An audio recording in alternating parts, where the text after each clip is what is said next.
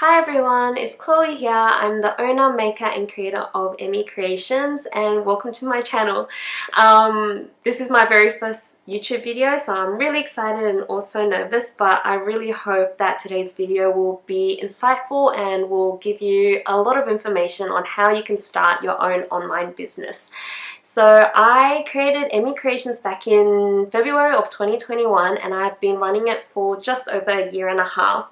And in that year and a half, I have learned a lot along the way, but it wouldn't have been possible if I didn't have a business plan. So today's video is really just to go through that plan that I created for myself and the questions that I had to ask myself in order to get my business started. So with all new businesses, it is very daunting and it is very intimidating as well, and honestly when I first started I was extremely overwhelmed. I didn't know where to start, didn't know what to do, I didn't know how to get started, and I was just all over the place and I just needed something to guide me through what I had to do and what I had to think about in order to start my business.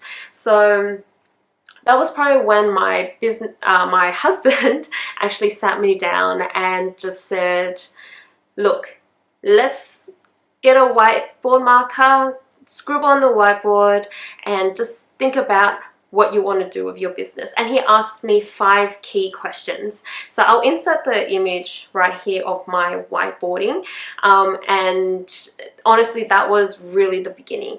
And I will go through those 5 questions with you throughout this video and just break down those 5 questions into sub-questions on how you can start your business. So those 5 key questions are the typical who, what, where, when, and how. So I will break those up and hopefully it will be a guide or even a checklist for you when you do start your own small business. So let's get started. So we'll go through the first question, which is who. So with the who question, this basically is asking who is your target audience and who are your buyers. This is a really important question to answer for yourself because you need to know who you are making your products or who are you selling your products to. So for me, I kind of broke it down into 2 categories: the non-crocheters and the crocheters. So for the non-crocheters, it is obvious that they can't crochet and they want to buy a product that you have made. So in my store I do sell handmade toys, but also I do cover the other side, which is the crocheters who actually know how to crochet and know how to read patterns and can make their own toys. So I also sell digital patterns, but also beginner kits for people who are learning how to crochet. So once you figure out what your target audience is, you can actually start to think about what items you will want to sell in your store, which leads into the what question. So what do you want to sell in your store? What are those products? Is it the digital products like I mentioned, which targets crocheters, or is it physical toys, gift packs, kits who actually target the non-crocheters and the new crocheters? So you need to ask yourself this question because this will actually influence what products are going to be in your store.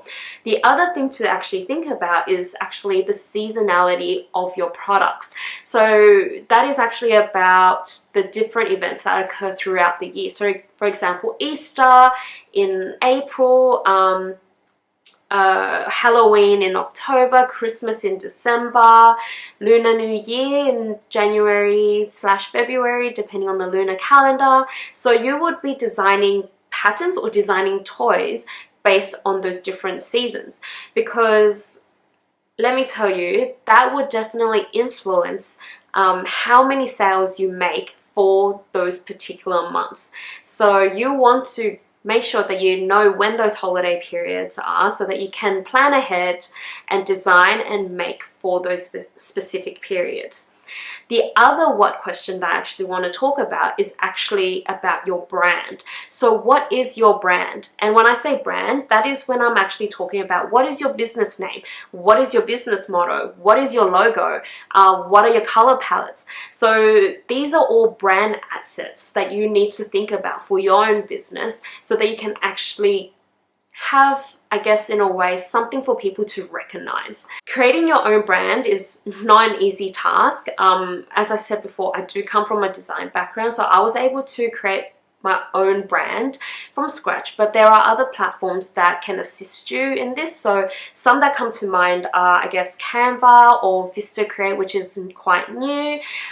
They do have graphic designers and design services for you. So if you need help in designing your own brand and branding material, then those are some of the platforms that you can go to. And I'm sure there are a lot more out there, but those are just the two that I can think of from the top of my head. I would say do your own research, go onto Pinterest. I think that was where I first started to research into how I want to create my own brand, and there are so many examples out there that you can actually get inspiration from.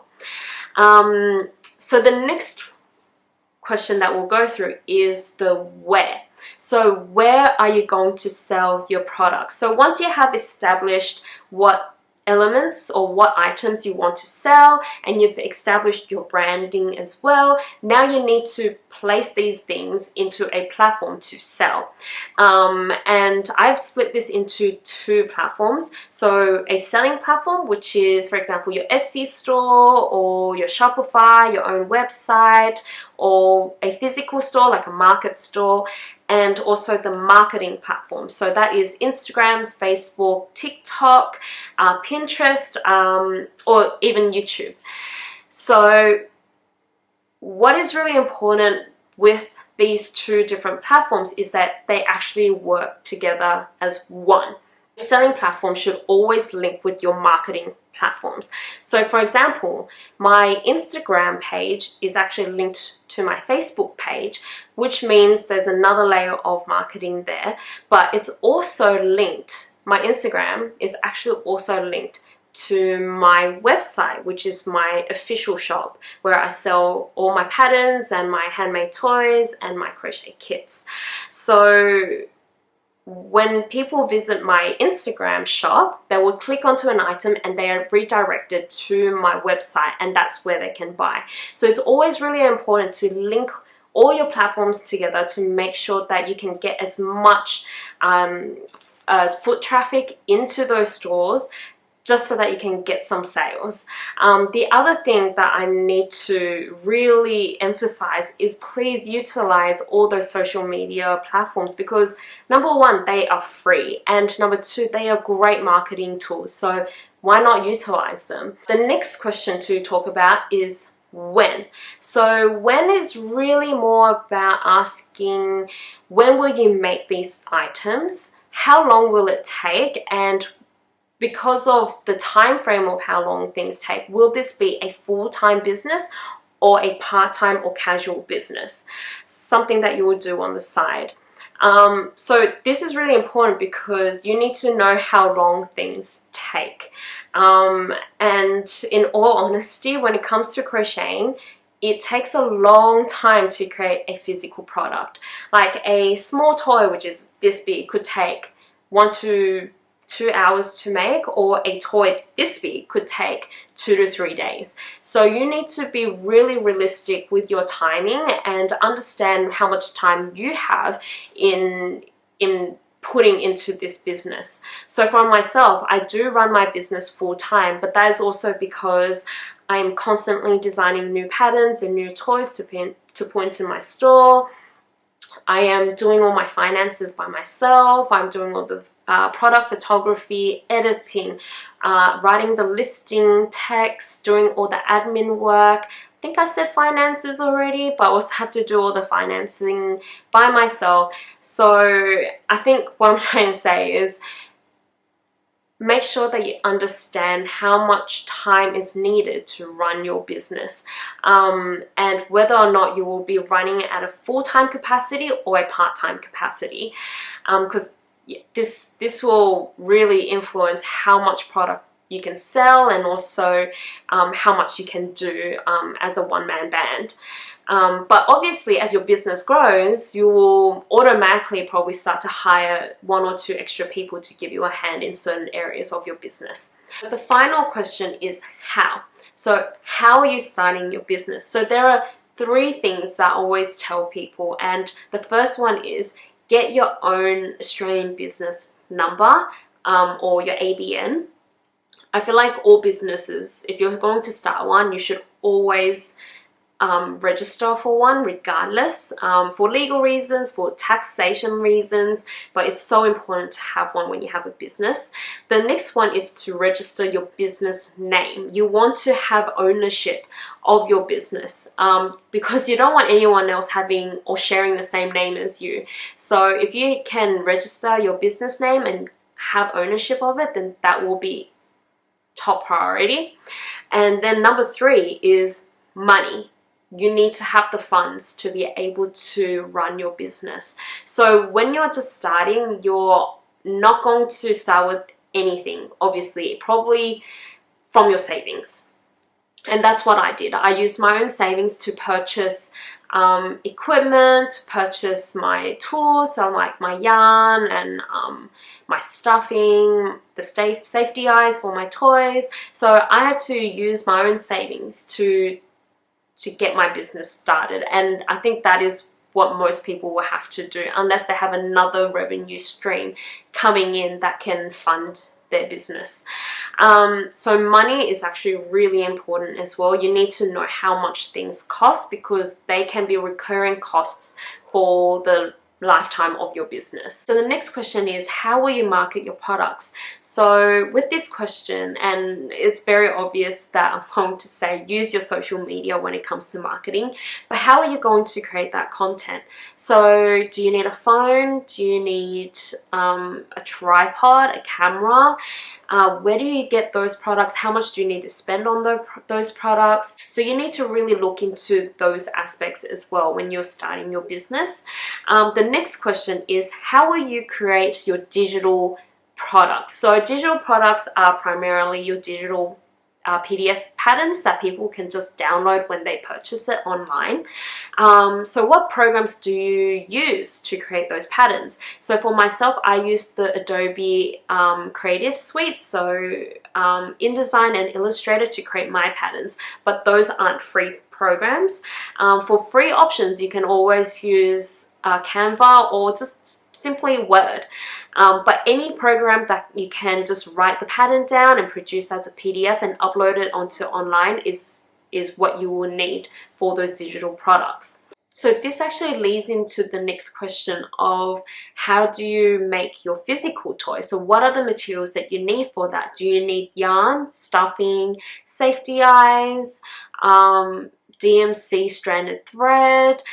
These are just some of the things I can think on the top of my head, but you need to establish what materials you need to create your toys, because when you do create a product, you need to know how much you are using, because that will impact how much you will price these toys, which actually leads into the next question of, how much do you charge for each item?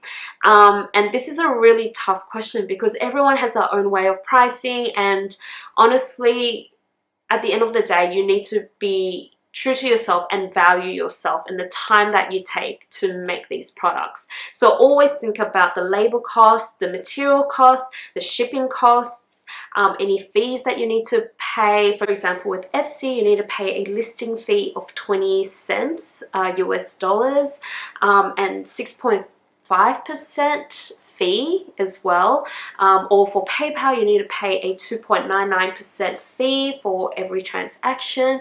So these are the fees that you need to really think about and to really consider when you are pricing your products. But that's it for this video. I hope this video has been informative and you can use this as a guide for yourself for when you start your business. And just a reminder, starting a new business is a lot of work and it takes a lot of patience and persistence.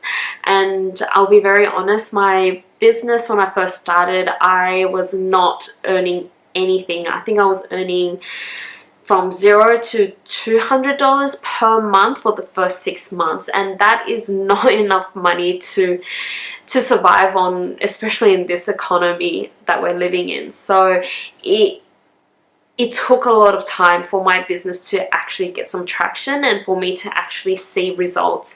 But when I did start to see the results, it really was an amazing feeling. I really felt like I had done it, and that I can keep going and I can keep expanding and not have any more doubts about my small business, because I had so much doubt at the beginning. I often questioned myself if I made the right decision to leave my full-time office job that has stability and go and create a small business that was very fresh and not many people knew about it. So I'm really glad that I took that risk, and at the end of the day I am happy and I love what I do, and I wouldn't change it for anything else.